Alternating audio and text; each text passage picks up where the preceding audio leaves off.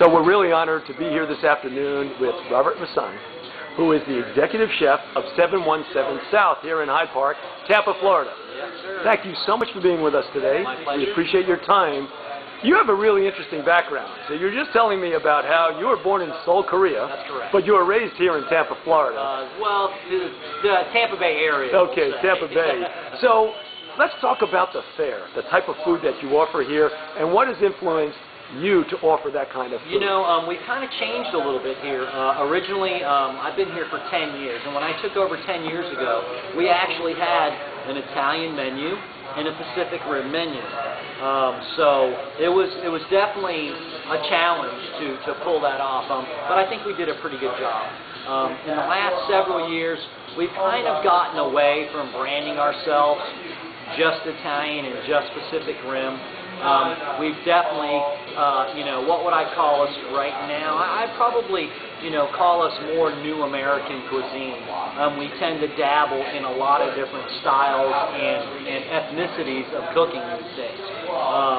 So we've kind of gotten away from that, and I think we're about to do, can I talk about menu change? Sure, absolutely.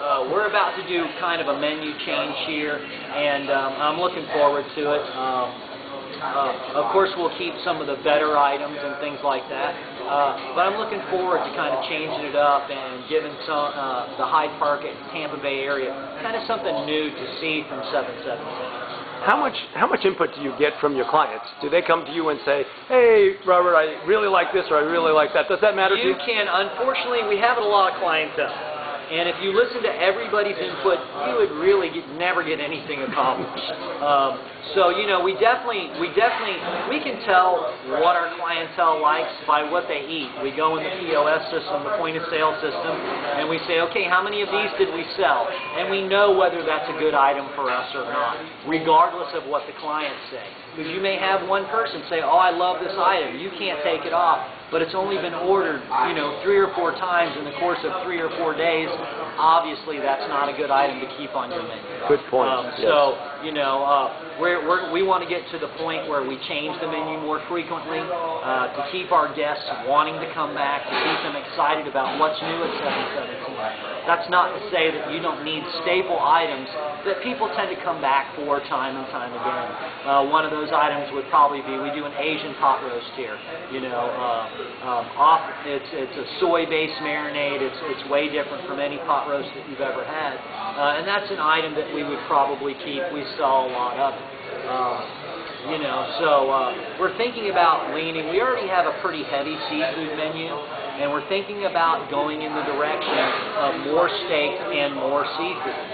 And that's the direction that we've kind of been leaning to here at 717. We make everything from scratch. We actually roast bones and make demi-glaze. All the desserts, sauces, dressings, everything is made in-house. So it's definitely a challenge. Right now I think our menu consists of like 50 items.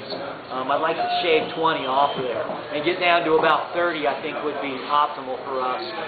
Easier for the kitchen, easier for the customer too. Sometimes so many choices, you might think that it's the best thing for a customer, but actually there's been studies showing that actually a smaller menu is more conducive and perceived as better by the customer because oh my God, I don't know what to eat, there's 50 things. So. Well, thank you so much. That's a chock full of information. Absolutely.